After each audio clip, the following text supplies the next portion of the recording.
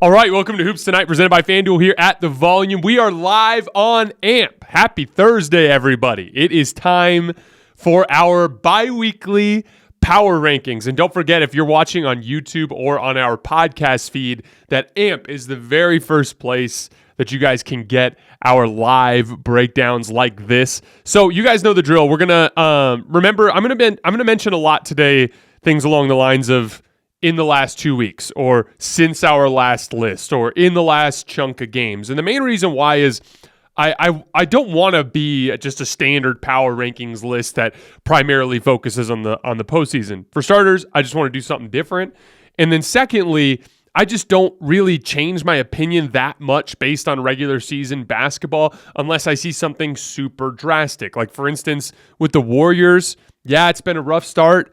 I still think they're a top-tier contender. If I was doing a playoff power rankings, they'd probably still be in my top 3 right now. They're not even on the list this week. So the way that these power rankings lists are going to work is I really want to take it as an opportunity to focus on who's playing well right now, just to kind of help us keep things interesting during the regular season. So here are the teams that dropped off the list from last week. First is the Warriors. I had them up at 10 2 weeks ago based on respect as the defending champs, and their starting lineup was still playing really well. And then they went 3-4 since that list. They are 7th in offense during that span, but defense continues to be their issue. They're 16th over that span. And I talked last night about how it's not just the bench, it's the starters that are having issues too. That starting lineup of Steph Curry, Klay Thompson, Andrew Wiggins, Draymond Green, and Kevon Looney, over the course of the first 6 games, that grouping had a defensive rating of 103. And since that East Coast road trip, their last 7 games, they have a defensive rating of 110. So they just, we can talk about the bench all we want. We could talk about Klay Thompson missing shots. We could talk about Jordan Poole missing shots. The core 5 guys are also not defending the way they did to start the season. The Chicago Bulls, I had them at 9 after their 5-4 start. They were defending really well. Well, the bottom has fallen out of their defense. They're 25th in defense over the last 2 weeks, and they dropped 5 out of their last 6 games. The Toronto Raptors, they're 4-4. In the last 2 weeks, I was concerned about their inability to score and defend in the half court. If you guys remember, they were 3rd in offense, and they were 3rd in offense and 8th in defense. But if you looked at cleaning the glass and looked at their half court numbers, they weren't good at all. Well, it seems like other teams have figured that out. They were 3rd in offense the first 2 weeks, 17th in offense the last 2 weeks, 8th in defense the first 2 weeks, 18th in defense the last 2 weeks. They were 4th in net rating the first 2 weeks. They were 22nd in net rating the last 2 weeks. They did get a nice little win at home last night over the Heat, and OG Anunoby was awesome on both ends of the floor. So this is where I enjoy this particular structure. We might never talk about a team like the Indiana Pacers over the course of a season, but with this type of structure and power rankings, we get to talk about them this week. At number 10, I have the Indiana Pacers. They were 4-1 since our last list. They've won 6 out of 8 overall, pushing them up over 500. They are now 7-6 on the season. They beat the Raptors, they beat the Pelicans, they beat the Heat and the Nets in that span. They're also 4th in defense since our last list, anchored by Miles Turner, who's been fantastic. He had 20-10 with 3 blocks last night in a win over the Hornets. One of the revelations here in the early part of the season has been Benedict Mathurin. And I liked him at Arizona. Remember, I'm from Tucson, so I follow the Wildcats closely. And, there were a lot of things I liked. He was an obvious NBA athlete. He already was pretty built into his grown man body, and he was really competitive. You could see that fire in him, which, manifested in his work ethic and things along those lines. So I liked him as a prospect, but my main concern was his jump shot. I thought his form was a little funky. It's got a hitch in it. It's kind of off to the side of his head. But he's shooting 45% on pull-up jumpers this year, including 52% on pull-up threes. I remember when I started coaching high school basketball, I coached with a really good coach here in Tucson as one of his assistants, obviously because my availability in the evenings is tough, so I primarily help in the mornings with skill development and stuff. And our head coach, he played professionally in Italy for 7 years. He was point guard, just a basketball genius. And one of the things he told me was don't worry so much about form, especially with young players, because it's just going to get in their heads. Focus on things that are more controllable, like their base, making sure they get good lift every time, making sure they ditch unnecessary movement and things along those lines. And we could talk about Benedict Mathurin's release all we want, but he's always had a really good base. He gets great lift. There's not a ton of wasted movement, and that's why he's knocking down shots right now. So a fun little stretch of basketball from the Indiana Pacers, and both Buddy Hield and Miles Turner look excellent. I still remain shocked that the Lakers didn't see those guys as people that would give LeBron and Anthony Davis a real fighting chance. Number 9, the Dallas Mavericks. They are 4-3 since our last list. They did drop a game without Luka Doncic last night. They started the year great on offense and poorly on defense, and it's been the exact opposite since. So since our last power rankings, they are 28th in offense and 5th in defense. I watched the Clippers game yesterday from, I believe it was Monday night, might have been Sunday. Dallas jumped out to a huge lead. Then, the Clippers methodically worked their way back in by playing good defense, forcing Luka into a bunch of misses, getting out on the other end and scoring. John Wall had a really nice game, getting to the basket, knocking down pull-up 15-footers and stuff like that. The game was tied at 93-93 late. And both teams were double-teaming the stars. So the Mavericks were double-teaming Paul George, and the Clippers were double-teaming Luka Doncic. But in this 4-possession sequence, the Clippers went down. They double-teamed Paul George. He turned it over.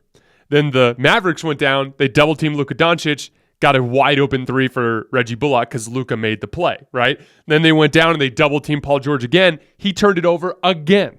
And then they went down and they double-teamed Luka Doncic. He made the right play. Dwight Powell on the short roll hit Reggie Bullock on the left wing. He hit another big shot, and the game was over. So it was kind of an interesting game back and forth where Luka just made the right plays at the end of the game, and PG turned it over twice. It was also good to see Reggie Bullock finally get going, hitting those massive threes. Christian Wood is also averaging 20 points per game in their last 3, and they're toning back Luka's usage a bit. It's only 36% since our last list when it was up over 41% to start the season. All right, number 8, the Memphis Grizzlies. They are 4-3 since our last list, 21st in offense and 3rd in defense. I wanted to talk about Desmond Bane for a second. He hurt his big toe, so he's going to be out for a few weeks. But he's having a fantastic season fueled by his improvements as a shot creator. If you guys remember, I always really like Desmond Bane's spot-up shooting and a little bit of his relocation shooting. Some of that stuff's off the dribble, but not too much. Mostly attacking closeouts, right? And I love his competitiveness. He competes on the defensive end as well. Lots to love about Desmond Bane, but I've never thought he's a little too upright and he doesn't have a great first step. And he doesn't handle the ball super well. So I was concerned about his shot creation. Well, he's put a ton of work over the course of the offseason. I was listening to a Grizzlies broadcast the other day, and they were talking about this. He relentlessly focused on his off-the-dribble shooting and just his ball handling in general. Well, look at this. He's 46% on 7 pull-up jumpers per game, including 47% from 3. And he's getting into the restricted area to attempt shots 4.3 times per game, up from 2.7 last year. So he's just getting to the basket a lot more, although he is missing some layups right now. Memphis desperately needed a second legit shot creator. If Desmond Bane becomes that, that's huge for them. Number seven, the New Orleans Pelicans. They're 5-3 since our last list. Wins over Chicago twice. They beat Memphis. They also beat the Warriors. 9th in offense and 10th in defense since our last list. Really balanced attack. They got 6 guys averaging double figures in this stretch. They've also been really good in crunch time, closing games. They're 3-1 in games that involved crunch time with a 127 offensive rating and a 95 defensive rating when the game is within 5 with less than 5 minutes left. The Sacramento Kings at number 6. They are 5-1 since our last list, 7-2 since their 0-4 start. They're 2nd in offense and 19th in defense over the last 2 weeks. De'Aaron Fox's improvement as a jump shooter is one of the main things that is driving this resurgence from the Kings. Last year, he shot 34% on catch-and-shoot jumpers. This year, he's shooting 50% on catch-and-shoot jumpers. Obviously a big deal, especially with Domantas Sabonis on the floor and the attention that he commands around the basket. Domantas has also been fantastic over the course of the last couple of weeks. And then De'Aaron Fox is up to 42% on 8.4 pull-up jump shots per game, which is really solid. He's been going to that pull-up too a lot at the end of games, and it's been going in for him. All right, number 5, the Phoenix Suns. They are 3-4 since our last list, but they've been decimated by injuries. CP3 has a heel issue. Cam Johnson tore his meniscus. Obviously, Jay Crowder has been out the entire season because he demanded a trade. So they're just a little thin right now. But they're still 13th in offense and 14th in defense over this stretch and manufacturing some wins, including an impressive win last night against the Golden State Warriors. I was really impressed by Devin Booker last night, yet again, passing the basketball. That's been something that I've been on all season. I think it's been the biggest driver of his success as he's been rising up the league over the course of the last couple of seasons. And then Cam Payne is doing a really nice job filling in for Chris Paul. He's averaging 19 points and 6 assists. He gets a ton of dribble penetration. Last night I was talking about how he's like the fastball to Chris Paul's changeup. Chris Paul methodically works in the lane and tries to bait defenders into getting out of position so that he can make passes to advantage situations. Cam Payne, it's a lot more straightforward than that. He's just getting downhill and drawing help, kicking out. With everything with Phoenix is about getting to that backside so you can have guys like Damian Lee and Mikal Bridges making plays because they're really talented, and when you give them advantages, they're going to score. And Damian Lee, for instance, is shooting 17 for 30 from three since our last list. Number 4, the Portland Trailblazers. They're 5-2 since our last power rankings with wins over the Pels, the Heat, and the Suns. They're 18th in offense and 12th in defense. They're doing it in crunch time. They've won 3 games in crunch time during the span. As a team, they're shooting 56% from the field and 64% from three in clutch situations over the last 2 weeks. Jeremy Grant is playing incredibly well in this span, despite some injuries, because Dame's been in and out of the lineup with that calf issue. He's averaging 27, 6, and 3 in this 5-2 stretch on 56% shooting from the field and 60% from three. I was kind of intrigued by Jeremy Grant a lot over the last couple years. I wanted the Lakers to get him when I was covering the Lakers. When he went to Detroit, he from Denver, for the same amount of money that Denver offered him, he wanted to be a lead ball creator, right? So he goes to Detroit, and he has a pretty productive season. I think he averaged somewhere around 24 points per game, and he was relatively efficient. Next year, he was kind of injury-plagued, right?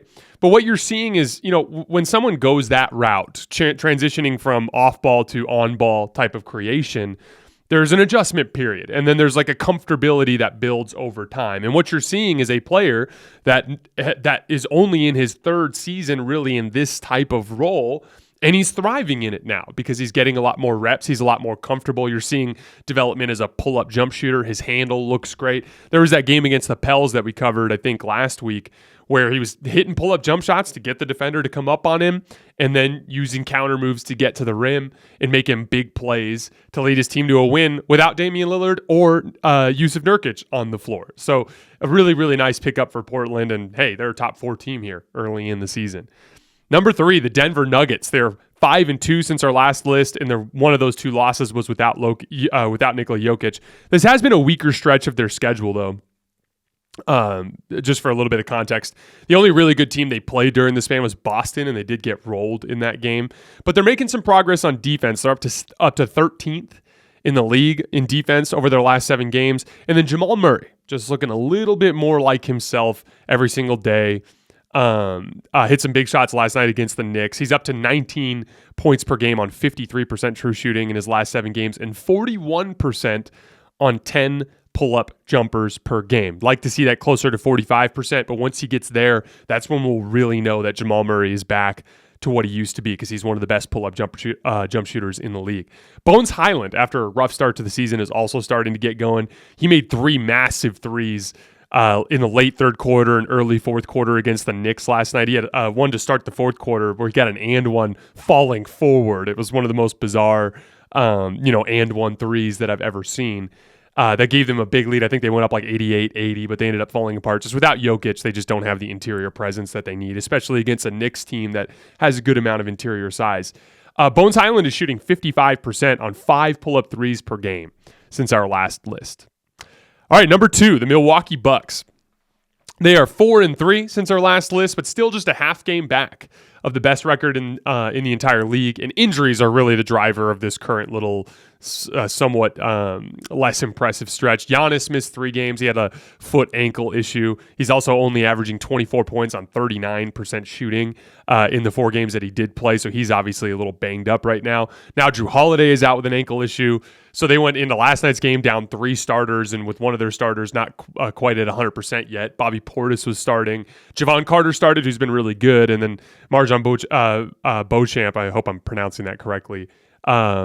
He's a rookie, and he had a little bit of a rough shooting night last night, but he shows a lot of flashes defensively, and he's got a good frame. They're still just finding a way to win games. How is that? Because they defend. They're 6th in defense since our last list, despite being down all of those players. And Brook Lopez is one of the early season favorites for Defensive Player of the Year this year. He made 7 threes and blocked 3 shots last night in that win against Cleveland. And so despite all that bad luck, despite Giannis being, hurt and out of the lineup a little bit, despite Drew being out, despite Pat Connaughton being out, despite Chris Middleton being out, despite all of that, they went 4-3 because that's what teams with championship aspirations do. They have a real identity that they can lean on when there's lineup turmoil. There is a large chasm for me between the top two teams, Boston and Milwaukee, and the rest of the league right now. I expect some other teams to join that level over the course of the season, but right now, Boston and Milwaukee look like they're in a class of their own. Number one, the Boston Celtics. They had a defensive clinic versus Atlanta last night to bring them to 8-0 since our last list. They are first in offense since our last list and first in offense for the season with a comfortable margin.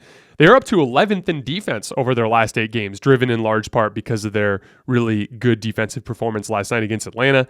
Jayson Tatum and Jaylen Brown are still killing it. They're averaging 56, 13, and 8 in the last 2 weeks. And then I wanted to talk about Marcus Smart for a second because, I've been as good as Jayson Tatum has been offensively, I was a little disappointed because he kind of stopped being the playmaker that he was towards the end of the year last year. Now, I wanted him to do that because he wasn't a great isolation player and he wasn't getting to the basket and finishing well enough. And he needed to improve more in those areas, and he was already showing some promise as a playmaker. So I thought it made more sense for him to take that role and for Jaylen Brown to kind of be your, point him and shoot him type of scorer. Well, as Tatum has kind of gone into this season, he's been much better isolating, much better getting to the rim, much better scoring efficiently. So it's kind of worked out that he let go of some of that playmaking rope. And the guy who's slotted into that role is Marcus Smart.